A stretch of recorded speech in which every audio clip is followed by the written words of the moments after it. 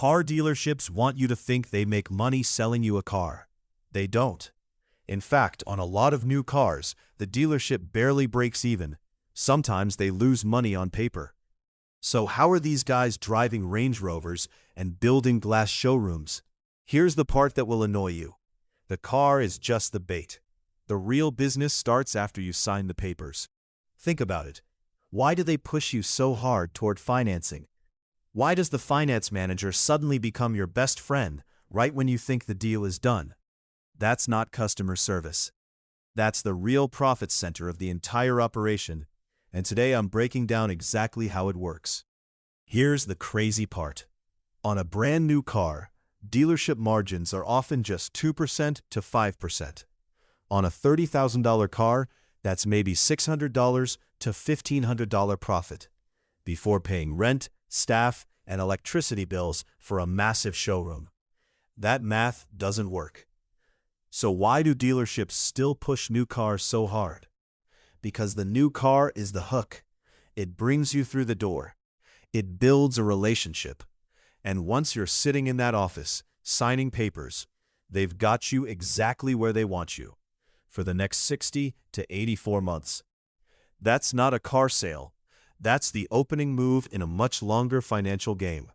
And most buyers walk in with zero idea they're even playing it. Here's the truth nobody tells you. Dealerships often make more profit from financing your car than from selling it. When you finance through the dealership, they don't just pass you to the bank. They mark up your interest rate. If the bank offers 6%, the dealership might quietly bump it to 8% or 9% and pocket the difference. On a 5-year loan, that markup alone can add thousands of dollars in pure profit without you noticing a single thing changed. That's why the finance office feels like a sales pitch, because it is one. You thought the negotiation ended at the car price. It didn't even start yet. Now here's where it gets worse. Your trade-in? Dealerships often buy it from you at wholesale price, sometimes 20 to 30% below what it's actually worth. Then they clean it up, list it as used, and sell it for full retail. That single car just made them money twice. Once on your new purchase, once on flipping your old one. And here's the psychological trick. They bundle the trade-in value into the same negotiation as your new car price. So you never see the two numbers clearly. You just see you're getting a good deal while they're quietly running two profitable transactions disguised as one simple trade. Here's a fact that shocks most people. The service and parts department, not sales, is usually the most profitable part of a dealership.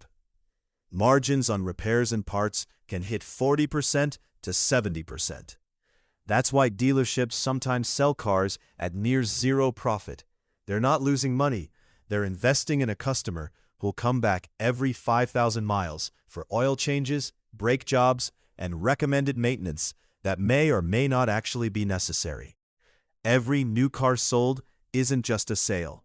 It's a subscription to their service bay for the next several years. That's the part of the business model most buyers never even think about. Then comes the add-ons: extended warranties, paint protection, fabric coating, gap insurance. These get pitched fast, right after you've already emotionally committed to the car. And here's why. These products can carry margins as high as 50% to 100%. A $2,000 extended warranty might cost the dealership $600 to $900. That's pure profit, stacked on top of everything else. This is classic behavioral psychology. You're tired, you're excited about your new car, and you just want to finish the paperwork. That mental fatigue is exactly when people say yes to things they normally question. So, why does this work, even on smart people? Because dealerships aren't selling you a car. They're managing your emotions through a room full of small decisions: price, trade-in, financing, warranty. Each one negotiated separately, so you never see the full picture. Here's the fix. Negotiate every piece on its own. Get your own financing pre-approved before you walk in. Know your trade-in's real value from an independent source. Separate the car price from every add-on conversation. When you split their bundled strategy into pieces, their biggest advantage, your confusion, disappears. Here's the bottom line. A car dealership isn't really a car business. It's a financial services business wearing a car business's clothes. The sale is the hook.